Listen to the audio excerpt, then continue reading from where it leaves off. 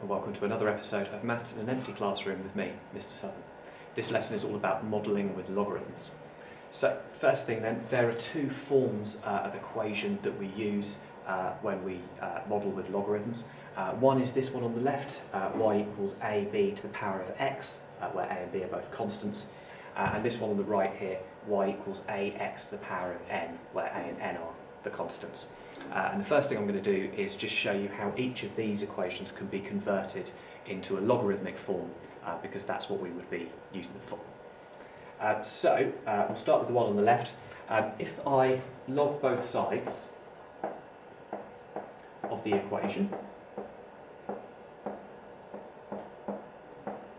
now if you just write log, it's assumed that it's base 10, that's what we'll be using today.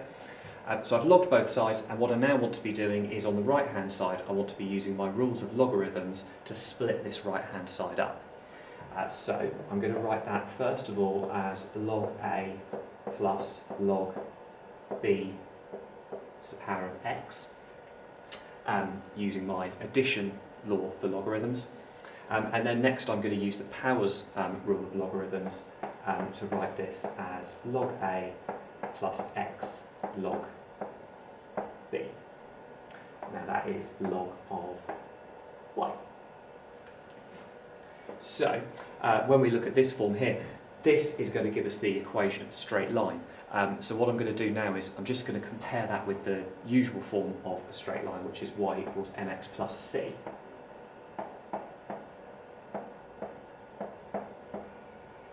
And you can see here that instead of y we have log y, we have x here, and then we have the constant c, and we have log a.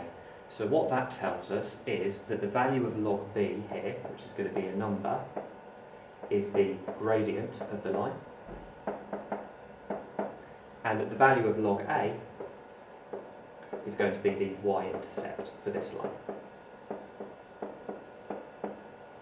Okay, so that's how this form turns into a logarithmic form, which would be a straight line. Same idea over here. I'm going to start with the same first step. I'm going to log both sides. So I'm going to say log of y is equal to log of ax to the power of n. And again, split it up using my log rules in the same way as I did on the left side of the board. So it's going to be log of a plus log x to the power of n. And then using my powers rule of logarithms, I can write that as n log x.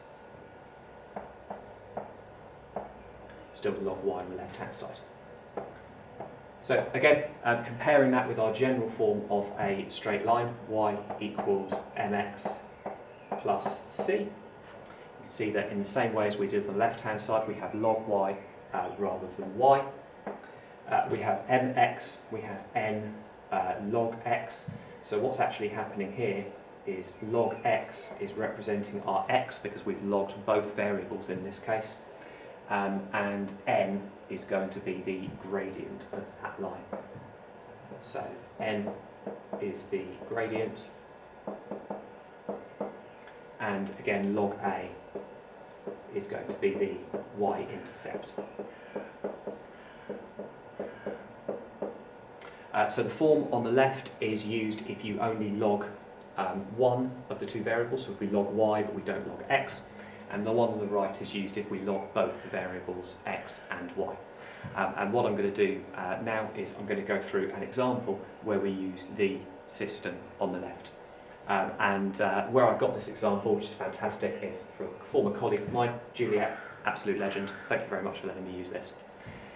This is something called Moore's law, which is the idea that the number of transistors in an integrated circuit doubles approximately every 2 years. And what we've got here is a table of data that shows the years starting with 1972 going up to 1999 and the number of transistors in these integrated circuit boards for each of those years. And the first thing that I've done is I have gone to Desmos and I've just plotted the original data here. So on the x-axis, I have the years since 1970. So that's why 1972 is being represented by the number 2. It's the years after 1970. And in the Y column here, these are the numbers of transistors in that integrated circuit. So as you can see, we have what appears to be a nice neat little curve going on, but in terms of the scale that we're having to use on our y-axis to get this all to fit in, we're going into some serious standard form numbers. So what we're going to do is we're going to keep x as it is, and we're going to log the y column here. So I've done that in a separate Desmos file here. So what I've done is I have taken log of each value and put that as the y value and then plotted those points there. And you can see what's happening here is it's starting to look remarkably like a straight line. So what we need to do now is we need to find the equation of that straight line. So we are now doing a regression line. We need to go to the Casio ClassWiz. We need to go menu 6.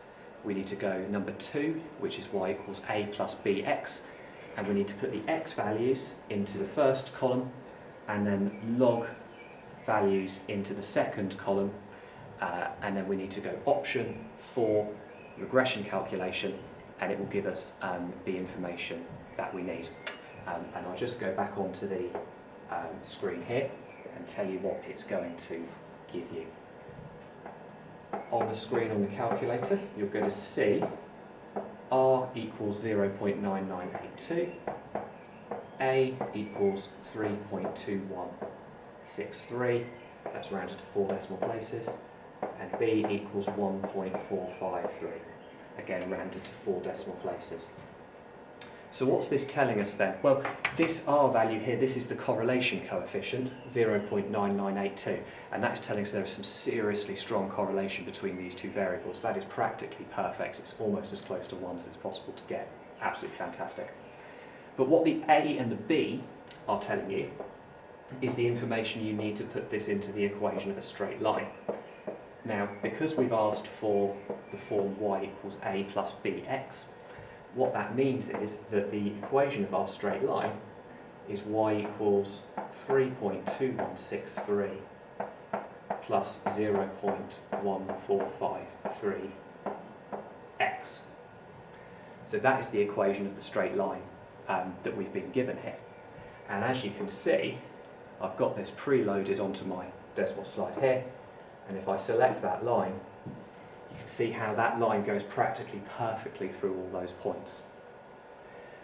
But what we need to do is we need to go from this line to the original curve that we've got here.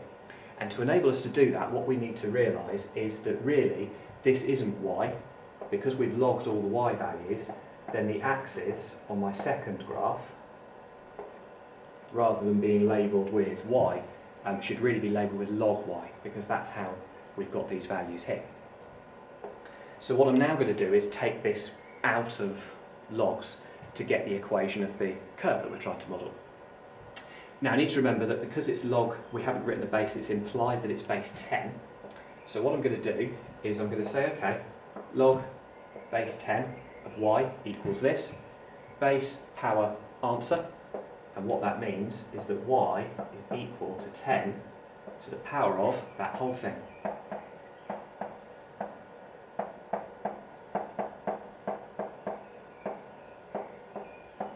So 10 to the power of all of that, 3.2163 plus 0.1453x. I'm just going to play around with that a little bit now. Now think about your laws of indices. When you add the indices, what does that mean you're doing? It means you're multiplying.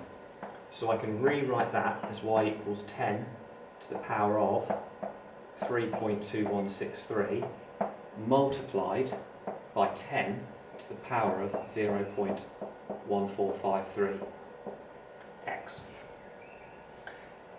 This is going to be a number, and what I can do with this bit here, because I've got 0.1453 multiplied by x, I can in fact say that that is the same as 10 to the power of 0.1453 to the power of x as we're multiplying here.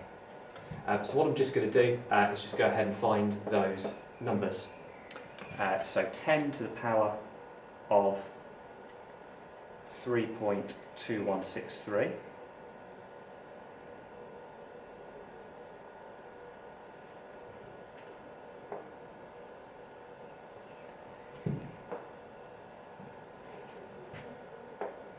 is 1644.37. That's using the unrounded version of that number there. And if I work out 10 to the power of 0.1453, that comes out as, I believe, 1.397. Yeah.